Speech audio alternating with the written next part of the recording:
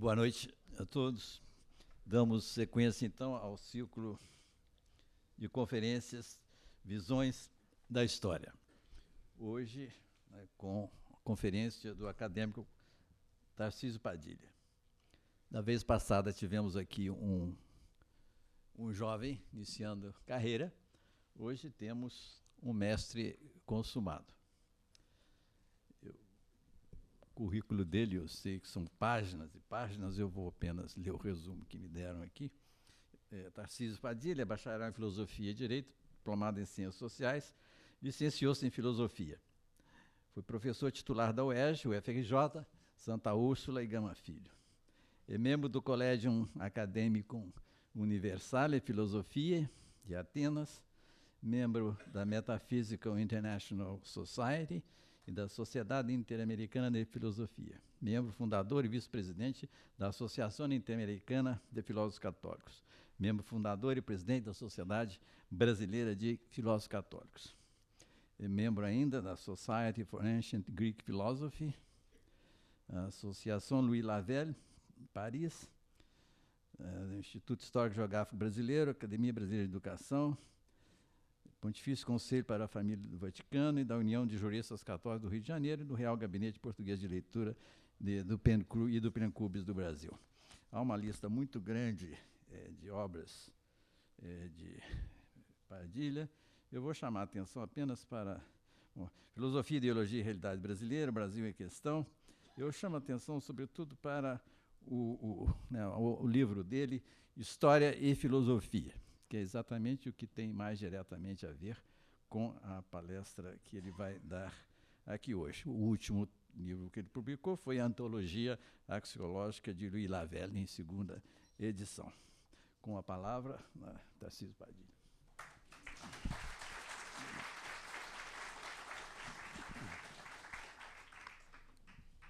Senhoras acadêmicas, senhores acadêmicos, minhas senhoras, meus senhores, senhor coordenador, acadêmico José Murilo de Carvalho.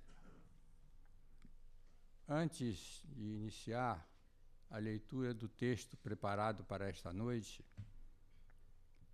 eu queria prestar um pequeno esclarecimento. É que a obra de Agostinho é tão vasta, qualquer que fosse o objetivo de pensar um tema para desenvolvê-lo, seriam necessárias várias conferências. Então, minha tarefa consistiu em, numa conferência, tentar dar-lhes uma pequena, modesta introdução a este grande pensador da humanidade. Para se compreender em profundidade a monumental obra de Agostinho, impende situá-lo em sua época e retratar o seu perfil, a fim de não apenas desenhar a história de seu tempo, mas a historicidade de suas vivências, certamente uma das mais ricas em toda a cultura ocidental. Assim, historicidade e história estarão presentes em nossa exposição, pois de outro modo poderíamos remanescer na superfície dos esquemas classificatórios. É oportuno aqui volver à lúcida palavra de Georg Simmel, para quem a filosofia que temos depende do filósofo que somos. Para visualizá-lo no espaço-tempo de seu existir, Agostinho veio para este mundo em 13 de novembro de 354, obviamente depois de Cristo, na cidade de Tagaste, na região de Soucaral, na antiga Numíbia, província proconsular romana no norte da África, atual Argélia. O pensador conservou por toda a vida o orgulho de ser africano-romano. Ele era arraigado à sua terra, mas tinha a vista cultural aberta para Roma. Númida lembra nômades e, no caso vertente, diz bem das contínuas viagens empreendidas pelo pensador entre a Numíbia, Milão e Roma. Ressalte-se que os africanos eram religiosos, assim, estando mais preparados para acolher o cristianismo do que os romanos, para os quais a religião se lastreava num contrato entre os homens e os deuses. De resto, os númidas adotaram a religião dos fenícios, contrária ao espírito pagão.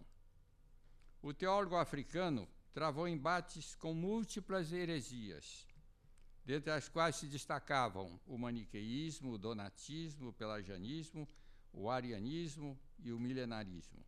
Agostinho foi, assim, uma presença na África cristã que havia se firmado já nos séculos II e III, mercê do influxo de pensadores de escola, como Fronton de Cirta, preceptor de Marco Aurélio, Apuleu de Daura, e entre os cristãos, Minúcius, Félix, Tertuliano, São Cipriano, Arnóbio, Lactâncio, e dentre todos avultava nos séculos IV e V a figura estelar de Agostinho. Emerge de pronto a dúvida consistente em saber se a humanidade então se avizinhava de um período de decadência, verdadeiro fim da antiguidade, ou se, pelo contrário, se tratava de um renascimento que ganhará a primazia da Idade Média, que se estendeu por cerca de 1000 anos.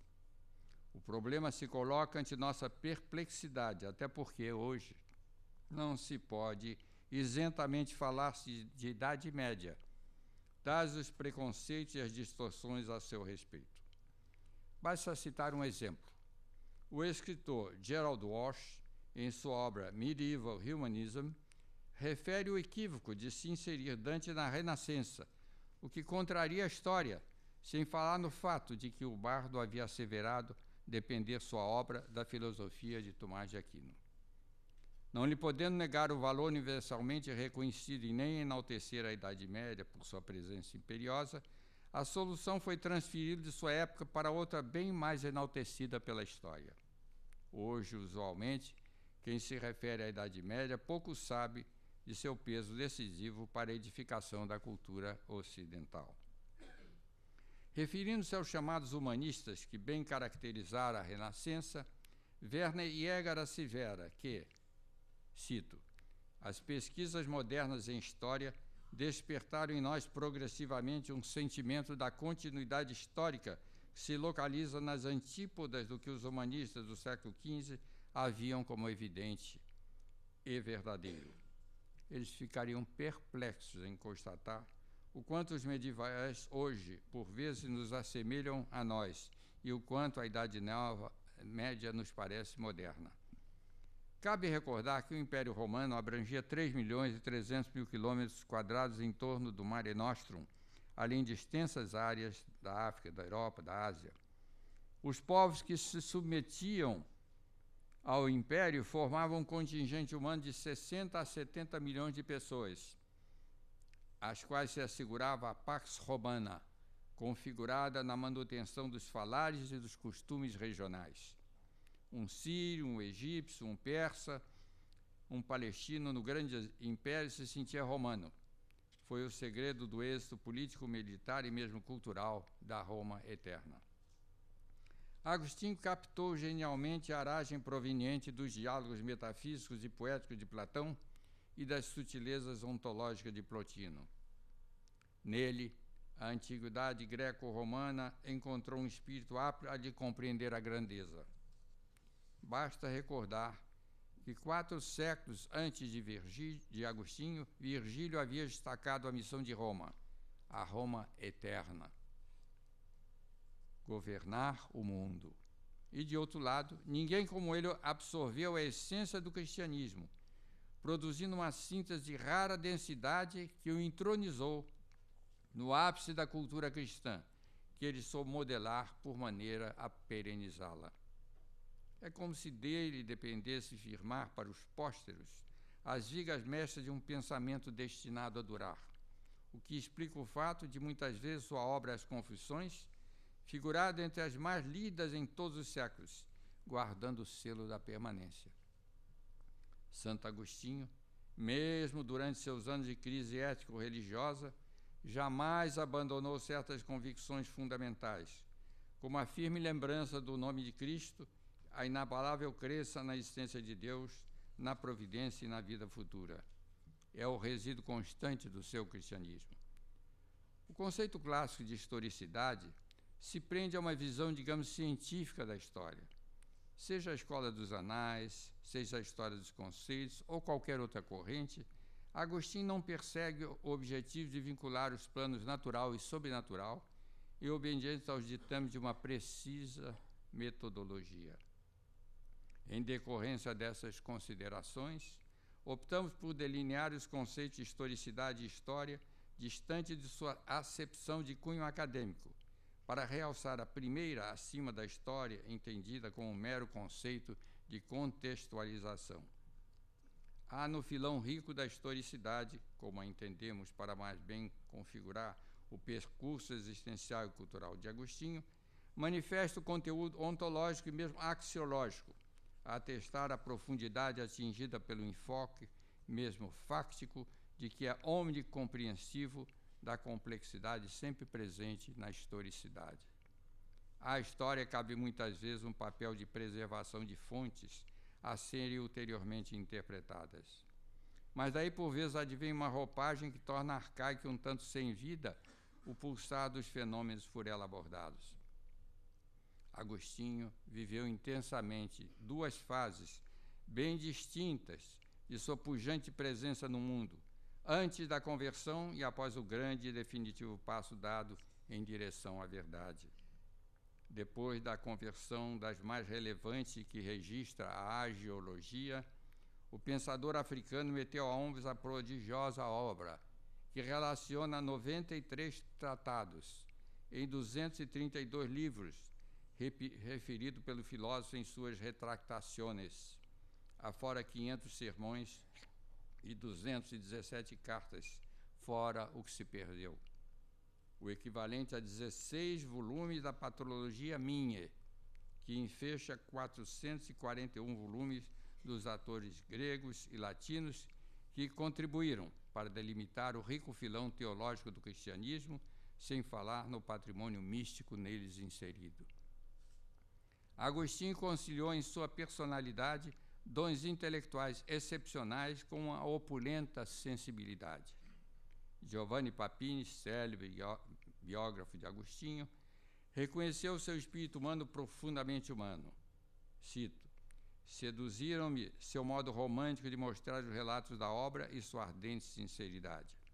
E nem tergiversou em afiançar ser Agostinho o mais humano dos homens. E conclui: pode-se dizer ser ele o primeiro romântico do Ocidente, o primeiro homem moderno. Seus primeiros anos o afastaram do cristianismo quando havia principiado a caminhar pela gramática, então obrigatória, ainda em sua cidade natal. É quando se manifesta um descompasso entre sua poderosa mente e a pedagogia medíocre e monótona que o afastou dos estudos. A escola era para ele uma prisão. Muitos hoje a consideram assim também. Fenômeno que ainda hoje vemos reproduzido em instituições nomeadas educacionais. Depois vamos encontrá-lo em Madaura, entre 365 e 69, em prosseguimento à sua formação clássica, com ênfase nas artes liberais e designadamente na retórica, de que se tornou mestre consumado, carreira, aliás, sonhada por seus pais. Seus estudos também incluíam a literatura latina.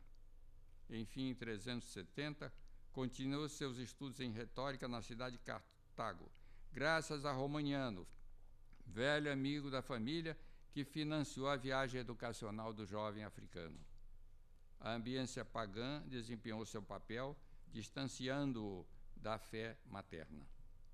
Na volta a Tagaste, entrega-se à ociosidade. É quando passam a predominar comportamentos lascivos a aumentar o fosso entre fé e conduta. É a afirmação da desesperança. Nesse período, ele se une a uma mulher, daí advindo seu único filho, Adeodato, precocemente desaparecido aos 15 anos, e que irá acompanhá-lo mais tarde em sua aventura sublime de fé e de amor divinos. Agostinho viveu um período de bela intestina, quer dizer, guerras internas, quando ainda não amava e amava amar. Desejava, por conseguinte. A adolescência foi consumida pelo furacão das paixões sexuais até que se registra um dado essencial. Aos 19 anos, Agostinho empreende a leitura da obra Hortensius, de Cícero, obra que não chegou até nós. A acenar para uma sabedoria imortal capaz de atrair o espírito inquieto e de lhe apontar caminhos luminosos. A luz da sabedoria se insinuou na alma do jovem sedente de verdade e serviu de ponto de partida para alterações mais profundas em seu espírito, que se ancoraria mais tarde numa total adesão à fé cristã. Asseverou Agostinho, aspas, este livro me tocou de tal maneira que alterou minhas afeições em relação a vós, Senhor. Modificou minhas preces e me inspirou outros pensamentos e outros desejos. Principiei logo a desprezar todas as vãs esperanças da terra. Eu queimava de um desejo insopitável de adquirir uma sabedoria imortal. Fim de citação. Inicia-se o processo de conversão do mestre africano. Acentua-se a luta interna entre as potências conflitantes do eu profundo. Basta, a propósito, referir a palavra lúcida de Goethe. Duas almas habitam meu peito, sendo que uma quer separar-se da outra. Não rompendo com as suas convicções profundamente cristãs, cabia ao genial pensador optar por uma dentre as possibilidades teóricas então em vigor. O maniqueísmo foi seu primeiro pouso.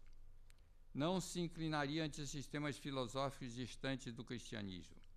Talvez Agostinho, no meio de seu caminhar pleno de sofrimento, pudesse antecipar o pensamento de Marcel Arlan. Nenhum sistema nos satisfaz e a ausência de um sistema nos angustia. Os maniqueus não cessaram de falar no apóstolo de Jesus Cristo pela providência de Deus Pai. Abraçou então os princípios nucleares da seita em que ingressava. Primeiro, não há realidade superior ao corpo. Segundo, a alma humana é uma parte da divindade. Terceiro, o mal é uma substância separada que não vem de Deus. Decorridos 9 anos de fidelidade ao maniqueísmo, o corifeu da seita, Faustus, com quem Agostinho entreteve um debate público, revelou-se incapaz de solver suas dúvidas e se refugiou em lágrimas e não em argumentos. Em Roma, se amiudavam as notícias de escândalo envolvendo a pretensa religião purificadora. Agostinho cede aos rogos do probabilismo da nova academia nos moldes do pensamento de Cícero. É quando surge a robusta e sólida retórica de Santo Ambrósio, bispo de Milão. Passagens do Antigo Testamento que geraram indagações na mente de Agostinho encontraram na retórica de Ambrósio recurso às alegorias que deram sentido e mesmo dissiparam as dúvidas pendentes. Mas ainda assim, persistiam pontos de estrangulamento no itinerário filosófico religioso a inviabilizar a ansiada adesão final à plenitude da fé cristã. Entre mentes, houve o refúgio num suadizant prudente ceticismo especulativo, com o molho do probabilismo prático da nova academia. Agostinho sempre acreditou que a verdade estava na fé cristã e que a salvação viria do Cristo. Ante tal postura especulativa espiritual, nada mais lhe restava senão um compromisso definitivo com o catolicismo, ou seja, a aceitação global da mensagem transmitida mercê da chamada verdade revelada. Não houve heresias relevantes que o santo não houvesse combatido e superado no intento pertinaz de restituir à verdade o posto que sempre lhe compete prioritariamente no mundo do espírito. A pregação de Ambrósio desempenhou um papel decisivo na evolução espiritual de Agostinho. Afastando-o do maniqueísmo, Ambrósio sustentou que a alma é espiritual, quando se afirma que o homem é feito à imagem de Deus. Nesse momento, Agostinho se adentra na leitura de livros de cunho platônico, provavelmente de Plotino e de Porfírio. É fundamental sua conclusão de que Deus é intimior intimo meu, é mais íntimo do que o meu eu mais íntimo.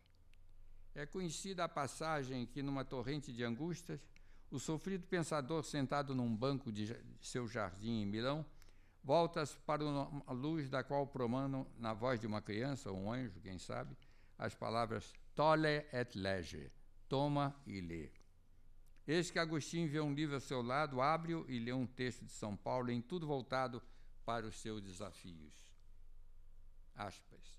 Não vivais nos deboches, na impureza, nas disputas e no ciúme, mas revestivos de nosso Senhor Jesus Cristo e não busqueis contentar os desejos da carne. Fim de citação. A partir desse instante, a vida de Agostinho encontrou harmonia plena. A indicação explícita de um roteiro a seguir, perseguido durante 3 décadas, enfim atingido aos 33 anos de idade. Desempenhou permanentemente em seu percurso a célebre frase seminal, aspas, inquietum est cor nostrum Domine, donec requiescat in te. Meu coração está inquieto, ó Senhor, até que repouse em ti. Tal desideratum se tornou possível porque, lastreado na verdade de que in interiore hominis habitat veritas, a verdade se radica no interior do homem. O teólogo viverá até o dia 28 de agosto de 430 d.C., quando terá completado 76 anos, num instante trágico em que os vândalos assediavam sua cidade episcopal, após haverem dominado, saqueado e incendiado Roma 20 anos antes. Muitas foram as oscilações de seu espírito, marcado pela busca incansável do perene e do eterno, sem nunca haver vergado ao peso de condutas que anulassem o seu ideal recôndito. Em sua época de fastígio, Roma conduzira o destino de grandes áreas geográficas do mundo antigo, mas justamente no século IV e V d.C. se poderia falar de uma queda no impacto da romanidade, especialmente, num certo sentido, o fim da antiguidade e os primeiros vagidos da Idade Média. Seja como evolução ou como renascença, a imbricação das eras constitui algo que frequenta as páginas da história universal, a atestar uma continuidade que mal se esconde nas dobras do evolver das civilizações. Ao invés de sustentar a queda do chamado Baixo Império, melhor fora reduzir a ênfase na esclerose e no envelhecimento e realçar também a condição de uma metamorfose. O filósofo percorreu e mesmo dominou múltiplos campos do saber, chegando a preludiar o advento de várias especialidades. É fácil surpreendê-lo nos labirintos da alma humana com um olhar precoce em direção à psicologia e à psicanálise. Sua visão plena da história de seu tempo, sem falar no caráter prospectivo do que viria a ser a filosofia da história, cogitação final de sua obra majestosa De Civitate Dei e denominação que se deve a Voltaire. A antecipação dos saberes que se robusteceriam ao longo da história encontra exemplo modelar quando Agostinho como que prevê a descoberta de Charles Darwin, o que se atesta pelo texto seguinte. A afirmação do Gênesis, Deus criou tudo de uma só vez, significa que naquele único ato estava encerrado tudo quanto existe no universo, não somente o céu, com o sol, a luz e as estrelas, não somente a terra e os abismos, mas também tudo quanto se ocultava na força germinadora dos elementos antes que no decurso dos períodos cósmicos se desenvolvesse, assim como está visível diante de nós. Por conseguinte, a obra dos 6 dias, Hexameron, não significa uma sucessão cronológica, mas uma disposição lógica. Também o homem faz parte daquela criação em germe. Deus o criou assim como criou a erva antes que ela existisse. As Confissões relatam os primeiros 31 anos da vida do gênio africano.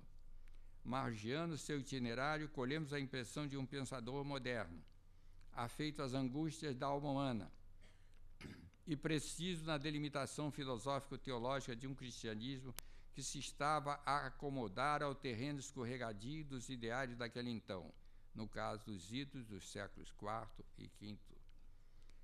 Não há tema significativo, designadamente nos planos filosófico-teológicos, sobre os quais Agostinho não tem dado a sua contribuição, sempre de elevado nível e destinada a perdurar através dos tempos.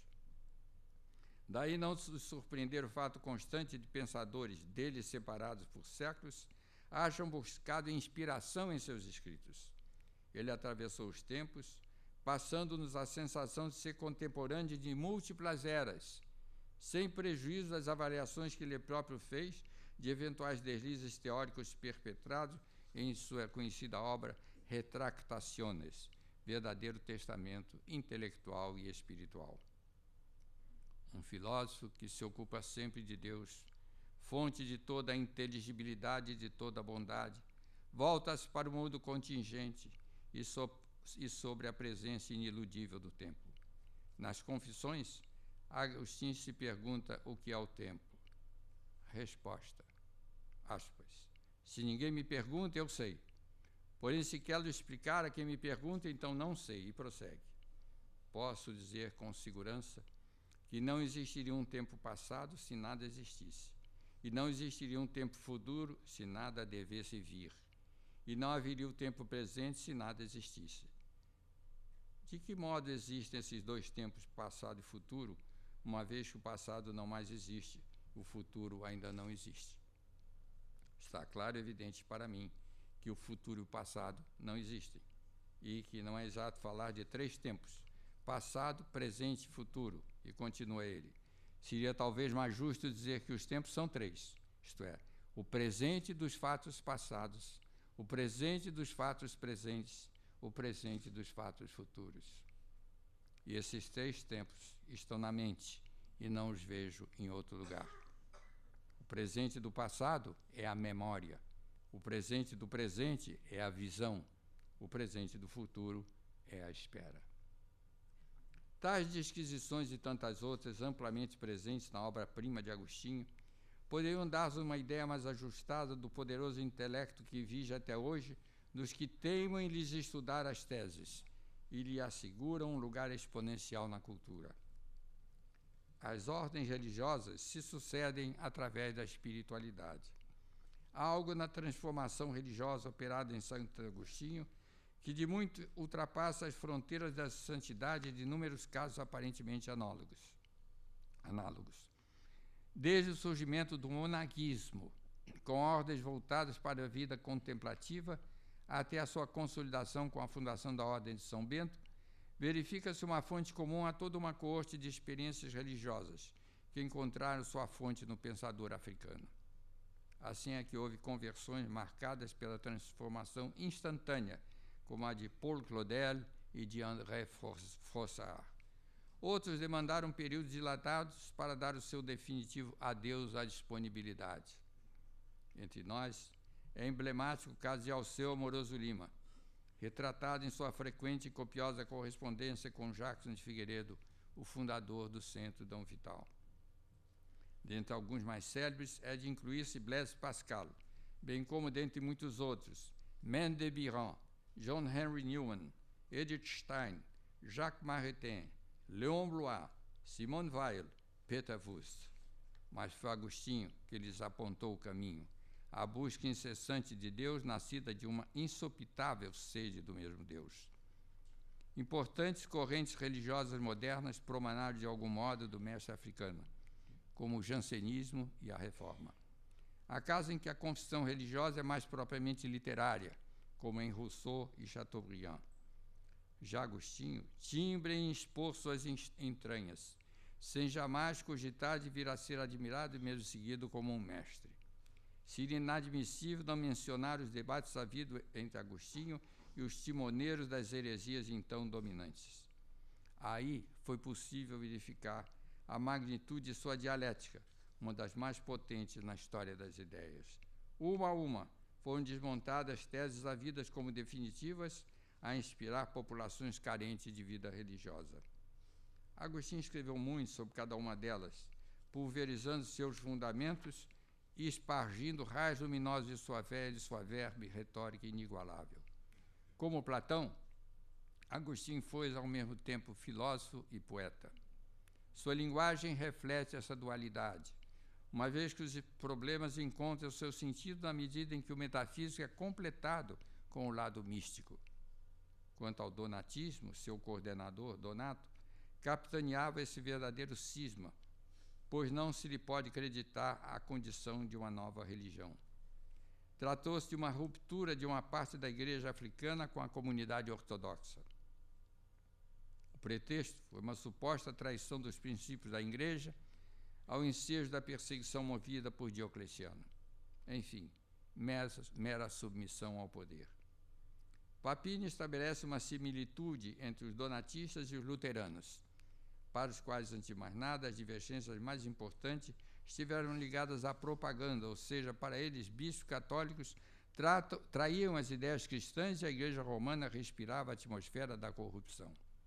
E assim tornou-se indigna de conduzir a nau de Cristo. Da mesma sorte que os luteranos se insurgem contra o espírito do germanismo, os donatistas timbraram em desconhecer a verticalidade da mensagem cristã e sua vivência sempre marcada pela fidelidade aos valores fundantes do cristianismo. A tese basilar do pelagianismo era de que tudo era possível à vontade do homem, que assim preteria a graça divina. A vinda do Cristo se viu não como meio de nos salvar, muito menos o único, senão que era para exortar-nos à prática do bem como um modelo a ser eventualmente seguido. Não houve um pecado original, pois somente Adão nele estaria interessado. Nem o batismo nem a prece são necessários. É o esvaziamento místico da fé, porquanto não tem mais lugar, reza Papini, a redenção, a graça, o pecado original, a eficácia dos sacramentos e da prece. Tudo se cingiria a uma devoção nominal a Jesus e na presumida inocência do homem. Agostinho, como Ambrósio, opunha certas reservas a formas agressivas de combate às heresias. Tais atos de prudência cristã nem sempre foram plenamente observados, de algum modo serviram de base para abusos injustificáveis da história medieval. É relevante sublinhar que as heresias desempenharam um papel significativo na evolução religiosa do cristianismo. Sem elas, talvez não se houvessem firmado com segurança os alicerces doutrinários do cristianismo. Não são as heresias que malbaratam os esforços de quantos contra elas se lançaram no afã de proteger a pureza da fé. Na verdade, os grandes inimigos da fé são o ceticismo e o indiferentismo. A participação exuberante de Agostinho em debates com as heresias, que então pululavam no cenário religioso durante cerca de 35 anos, nos seminários e sínodos destinados a estabelecer os limites da doutrina cristã, o infindável número de cartas trocadas com padres, bispos e leigos em defesa e consolidação do ideário religioso se traduz em horas ilimitadas de trabalho, de meditação e de elaboração de textos que se contam além da resistência normal de qualquer ser humano. Ocorre que Agostinho, consoante afirmações do próprio e relato de seu primeiro biógrafo, Possídio, sofria de enorme limitação física. Só tinha uma vista, e apenas um ouvido lhe permitia a captação de sons. Era vítima de cieiro, que é uma afecção cutânea provocada pelo frio, e de tumores que o prendiam frequentemente ao leito. Daí se via como imerso numa velhice gelada, como ele dizia. Tinha insônia, diante das quais ditava numerosos de seus escritos em obediência aos seus projetos de batalhar sempre em prol da fé. Aqui e ali emergem críticas a Agostinho por seu estilo repetitivo. Tais reparo ouvido o fato capital de que numerosos de seus livros nasceram das lutas teóricas com os heresiarcas, sendo que, em certos casos, as polêmicas se estenderam por décadas. Agostinho respirava o princípio de que repetita iuvant, as coisas repetidas ajudam, que mais tarde se transformará no conhecido dito de Napoleão. A única figura de retórica em que eu acredito é a repetição. As refregas não se constituíram um obstáculo à produção de obras filosóficas e teológicas de elevado corte. Agostinho, como pensador, não nos legou um rígido sistema filosófico à semelhança de Aristóteles, senão que sua filosofia se distribui generosamente em seus trabalhos como uma torrente, uma caudal ininterrupta, abrindo-se para a posteridade como uma fonte perene de inspiração. Assim foi-lhe permitido percorrer vários caminhos especulativos, sempre com a luz do ideário religioso a lhe inspirar os passos, na busca de uma harmonia entre a inteligência e a fé. Basta assinalar-se a ênfase dada às doutrinas da iluminação e da interioridade, além de sua visão da história em seu brilhante percurso evolutivo. As doutrinas da iluminação e da interioridade marcaram por tal maneira o pensamento filosófico que pensadores de escola lhe seguiram até certo ponto as pegadas. Registre-se, desde logo, Malebranche, Vico, Rosmini, Gioberti, fecundados pela doutrina agostiniana da iluminação, e, de outro lado, Campanella, Descartes, Pascal e Blondel, pela doutrina da interioridade, para se alcançar a grandeza de um filósofo que viveu de 354 a 430 d.C. e o desdobramento especulativo por ele gerado. É bem de ver que o agostinianismo não pode ser encarado superficialmente como um psicologismo à outrance. Trata-se de um princípio de afirmação ontológico, graças ao qual o conhecimento de si e de Deus andam paralelamente, num esforço de atingir uma síntese onicompreensiva das fontes primaciais do itinerário filosófico perseguido com sofreguidão pelo mestre africano. Eu quero me conhecer e conhecer-te. O processo de interiorização da alma, com o qual coincide como alma, pois a sua gradual perfeição e, ao mesmo tempo, um processo de transcendência. Assim, a interioridade agostiniana não é um princípio psicológico, mas metafísico, o que suplanta a visão periférica de um sentimentalismo vizinho da vacuidade filosófica. Não se pode obscurecer o ponto essencial do agostianismo, a saber, em que, aspas, o raciocinar não cria a verdade, mas apenas a descobre. A verdade existe em si antes que seja descoberta. Descoberta se renova. Intellige ut credas et creda ut intelligas. Compreende para que tu creias, e creia para que compreendas. Demarca um fundo musical da harmonia agostiniana e alarga um espaço de compreensão do mundo inteligível, transpirado do platonismo plotiniano e da herança do depósito da revelação herdado pelo filósofo. De forma sintética, Agostinho assente: Fides querint, intellectus invenit. A fé busca, o intelecto encontra. Ao asseverar que tudo aquilo que é recebido no outro o é segundo o modo do recipiente, na verdade, Agostinho se lança na problemática da intersubjetividade, o que uma vez mais robustece a sua modernidade. Podemos assim transitar por seus escritos e aqui e ali nos reconhecemos com idênticas preocupações filosóficas. O estupendo e mesmo esfuziante progresso que hoje atônitos contemplamos não nos deve cegar para o fato que o homem atualmente, como no passado, sempre careceu de se conhecer e, mercê desse conhecimento, alcandorar-se a um plano superior, capaz de descedentar sua sede de algo além da epiderme rotineira do cotidiano.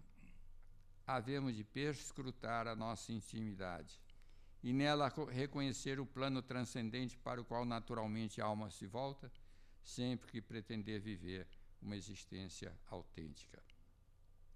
Os primeiros concílios se embararam em fixar o limite dogmático do catolicismo. Agostinho colaborou decisivamente ao dialogar com as heresias na mesma direção, oferecendo fundamento para o estabelecimento das bases teóricas e das interpretações bíblicas do catolicismo nascente. Sua contribuição foi de enorme importância para a solidez da doutrina católica e sua fidelidade ao depósito revelado.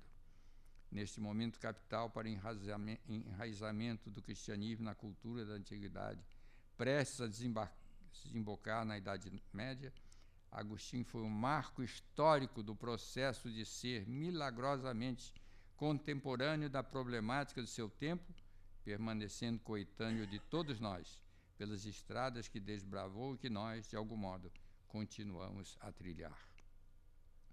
O ideal agostiniano é a pax, por ele definida como a tranquilidade da ordem. Pax est tranquilitas ordinis. A filosofia agostiniana oferece, por vezes, a falsa impressão de postular o pessimismo. Ao contrário, timbramos em sustentar a vigência do otimismo. Não é certo na esteira de Leibniz ou de Malebranche. Isso porque, para o pensador africano, não se trata de lastrear um sistema rígido de ideias, mas de encarar o otimismo como outro nome do humanismo, ou seja, sem descurar a grandeza e miséria do homem, repetindo Pascal. O pessimismo se aplica com razão a alguns agostinianos modernos, como os protestantes e os jansenistas. Pensamos na vasta obra de Agostinho em dois momentos bem distintos. As Confissões, texto jovial, entusiasta, marcado por uma forte ação de graças, e o extraordinário tratado De Civitate Dei, bem austero e de elevada visão histórica de conjunto sobre a Roma que se debatia em seus estertores e uma visão mesmo prospectiva da história dos homens. Por ela se vislumbra o agudo sentido de responsabilidade diante de Deus e dos homens. Perpassa tais escritos a total sinceridade de seus relatos e do fundo de seu ser, voltado invariavelmente para ideais superiores. A queda de Roma e sua significação para Agostinho nos permite inferir o quanto foi justa a asserção de que ele pode ser considerado a consciência da cristandade do Ocidente. A ideia da perenidade de Roma bem explica a ferida diuturna que sua queda gerou em homens como Agostinho, marcados pela formação clássica e vigilante na fundamentação teórica do cristianismo. Cerca de 12 ou mesmo 13 anos durou a elaboração de sua famosa obra De Civitate Dei, a respeito da cidade de Deus, e que atestou sua criatividade como verdadeiro fundador da filosofia da história. É certo que se notam digressões amiudadas, dado o intento de solver as dúvidas e dissipar as preocupações de seus contemporâneos, o que nos lembra Montaigne em seus essais. Agostinho quis retrucar com firmeza a tese de que o cristianismo foi o responsável pela queda do Império Romano. No fundo, se trata da batalha entre as duas cidades, entendida a palavra no sentido bem próprio de uma obra histórico-teológica. Reza o filósofo. Aspas. O gênero humano nós o dividimos em duas categorias. Uma composta de homens que vivem segundo o homem, outra composta de homens que vivem segundo Deus. E nós lhes damos também o nome místico de cidades. Há, assim, uma societas improborum, uma sociedade de ímpios, e uma communio electorum, uma comunidade de eleitos. Agostinho nos legou um texto nítido da distinção entre as duas cidades. Dois amores construíram duas cidades, o amor de si mesmo até o desprezo de Deus, o da terra, e o amor de Deus até o desprezo de si mesmo, de Deus. Um se glorifica em si e o outro no Senhor. Um busca sua glória no outro, no homem, e o outro no testemunho da consciência. Aqui se vislumbra o quanto a eternidade se torna menos incompreensível para nós à medida em que a confrontamos com o tempo. Se ingilo ao tempo for o desvio do delírio de Nietzsche, configurado na teoria do eterno retorno. A propósito, pondera Cherry, faz sentido uma eternidade que permaneça transcendente ao tempo, que o ser e a existência sejam entre si sem medida comum, mas que haja um apelo do ser, com S maiúsculo, à existência e da eternidade ao tempo, e que este apelo seja inserido na história. Fim de citação. Conclusão. O amadurecimento da teologia operou-se em virtude da riqueza de pensadores como Agostinho, juntamente com os famosos patres ecclesiae, os padres da igreja, doutores da igreja, e de outros mestres da Idade Média, dentre os quais avultou Tomás de Aquino no século XIII. Sobrevieram as heresias e com elas os debates com que se foi firmando uma doutrina católica sólida, que vem resistindo à ação corrosiva da crítica, por vezes impenitente. É surpreendente que 16 séculos após a morte de Santo Agostinho, muitas de suas trouvailles vêm enriquecendo o ideário da Igreja, e sua penetração permite atribuir um papel singular de lastro para a chamada cultura ocidental. Filósofos modernos e até contemporâneos lembram com suas teses ou expressões o perfil de Agostinho. Assim, por exemplo, quando Heidegger nos menciona a existência inautêntica, Agostinho se refere à vida informe. A subjetividade se manifesta por maneira a nos introduzir no mundo humano, designadamente quando o eu e o tu se defrontam, o que bem recorda a filosofia de Martin Buber. E aí descemos a nossa profundidade, e como escreveu Rilke, quem não se assentou na angústia diante da cortina de seu coração? Um racionalismo extremo levou ao culto da razão. Sem o programar assim, criou, porém, espaço à afirmação de um dogmatismo do desejo. Correntes expoentes da filosofia da existência e da filosofia de l'esprit houveram por bem reconstituir o tecido humano, por maneira a conciliar os benefícios da inteligência com a presença atuante do sentimento, melhor dizendo, do amor. A chamada filosofia cordis, filosofia do coração, tem raiz longínqua em Agostinho, hoje ainda presente na arena da filosofia e da teologia. A ele se devem os dois pensamentos: amor meus pondum mel, o meu peso é o meu amor, ou o meu amor é o meu peso. E dilige et fac quavis, ama e faze o que quiseres. Com base mais distante em Descartes, com seu cogito ergo sum, Agostinho sublinhou o papel da verdade que se aninha nas dobras da alma humana, colhendo o fruto do equilíbrio entre as potências do eu e realçando a conexão ontológica entre o homem e o absoluto. Com Bento XVI veio a lume a encíclica Deus Caritas Est, Deus é amor. O atual pontífice lastreou sua formação em São Boaventura, por sua vez inspirado no pensamento agostiniano, o que revela que o mestre africano continua vivo no plano da cultura, como uma fonte permanente de inspiração filosófica e teológica. Certa feita perguntou-se ao atual Papa quais os 2 livros que ele levaria para uma ilha deserta. A resposta veio sem hesitação: a Bíblia e as Confissões de Santo Agostinho, que, com o advento da impressão, figurou juntamente com a sua grandiosa obra De Civitate Dei dentre os escritos mais lidos de muitos séculos. Muito obrigado.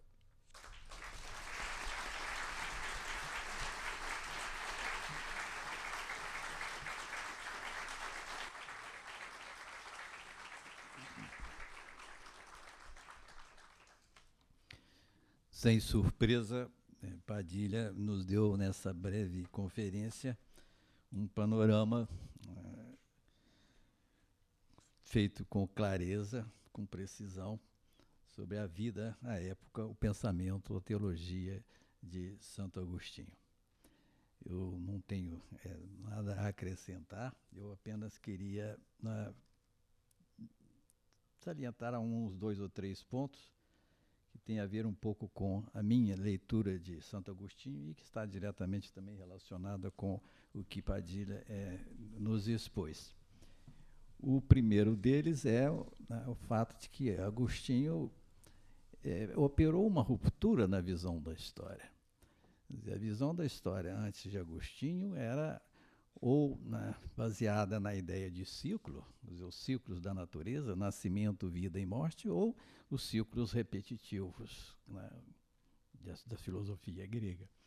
Santo Agostinho alterou essa visão completamente, naturalmente influenciado por sua teologia. Quer dizer, para ele a visão da história, a história não era um ciclo, a história era uma linha ascendente. Uma linha ascendente no sentido de que ela ascendia na direção da segunda volta de Cristo.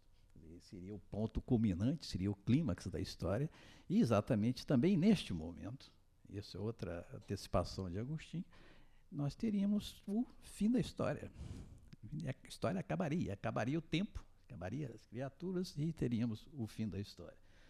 Não sei se Padilha concorda com esta minha interpretação, mas vejo aí, fim da história e fim do tempo, porque para ele o tempo existe apenas na história. Sem a história não há tempo. Sem a criatura, sem a criação, não há história e não há tempo. Então, esta visão, e eu chamo a atenção, porque nós teremos aqui uma palestra exatamente sobre esta discussão sobre o fim da história no final do século XX.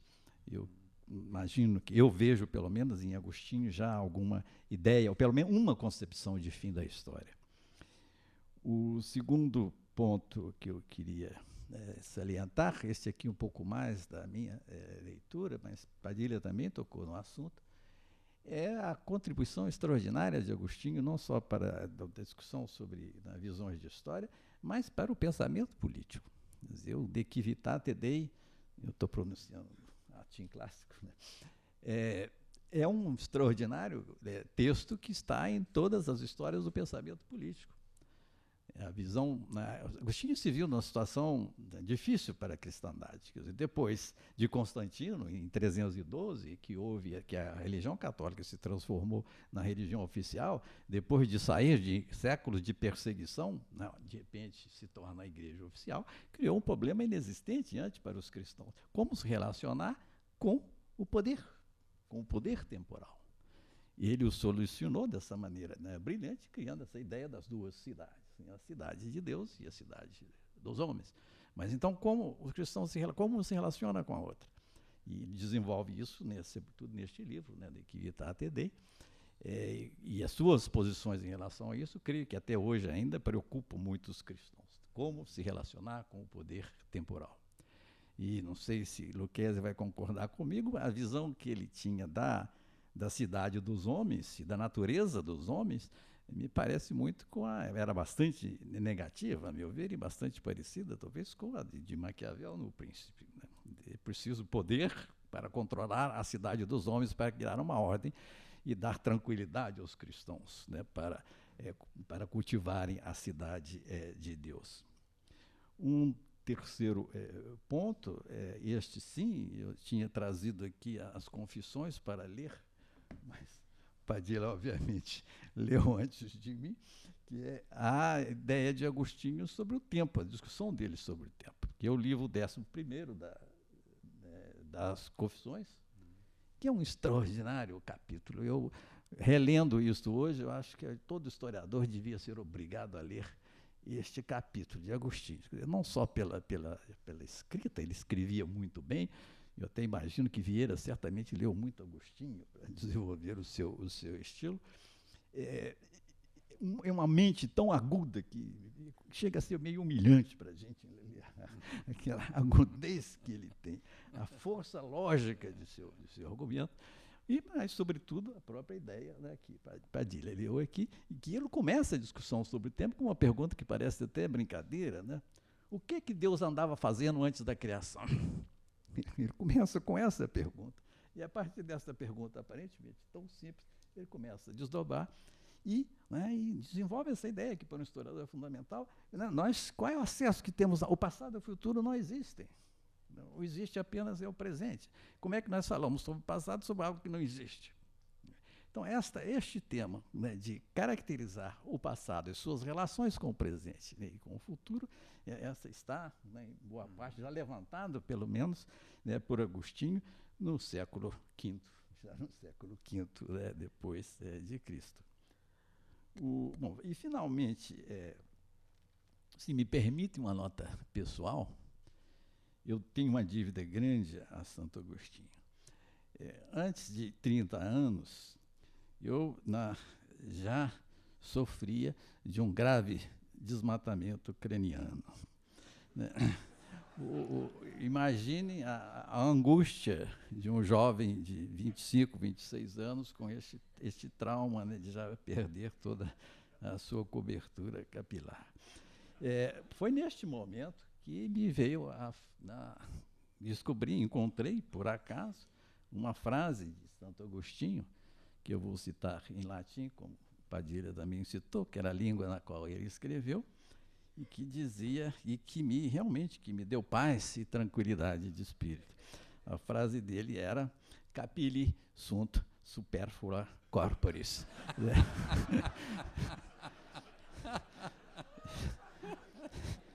Isto é, os cabelos são na parte supérflua do corpo. Né? Imagino que ele teria sido lido também por um bispo contemporâneo dele, que é o Sinésio de Cirene, que é exatamente uns 15 anos mais novo do que ele, da mesma época, que escreveu realmente um elogio da calvície, né? Um tratado sobre o elogio da calvície, em que trazia argumentos históricos e filosóficos para defender realmente os calvos, e um deles era o fato de que afetou a história, né? Porque, em parte, a derrota dos espartanos nas Termópilas, em parte, teria sido devida ao tempo que eles gastaram se penteando, né, antes da coisa. E o argumento dele fundamental era que, quanto mais calvo é o homem, mais distante ele está da natureza, mais distante ele está dos animais, né? Porque o animal não é calvo, o animal não perde o pelo, e, portanto, mais próximo da racionalidade e da própria divindade.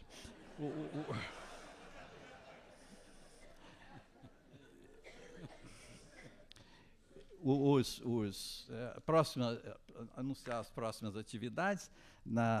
Dia 9 de outubro, na próxima conferência deste ciclo, que a conferência será proferida pelo professor Arno Welling, e o título será História como Sistema em Ortega y Gasset. No dia 4 de outubro, às 18 horas, na série Música de Câmara, teremos o duo Santoro e José Stanek, com Paulo e Ricardo Santoro no violoncelo e José Stanek na gaita. 11 de outubro, quinta-feira, às 17 horas, neste andar, haverá a abertura da exposição em homenagem aos 80 anos do acadêmico Eduardo Portela. E neste mesmo dia, às 17h30, no Salão Nobre do Petit Trianon, haverá uma mesa redonda com o título de homenagem a Eduardo Portela, 4x20, com a coordenação do acadêmico Domíncio Proença Filho. Eu agradeço imensamente a Tarcísio Padilha por essa excelente palestra que nos ofereceu, agradeço às acadêmicas e acadêmicos aqui presentes e agradeço a todos os outros que nos prestigiam aqui nestes ciclos de palestra. Muito obrigado e boa noite a todos.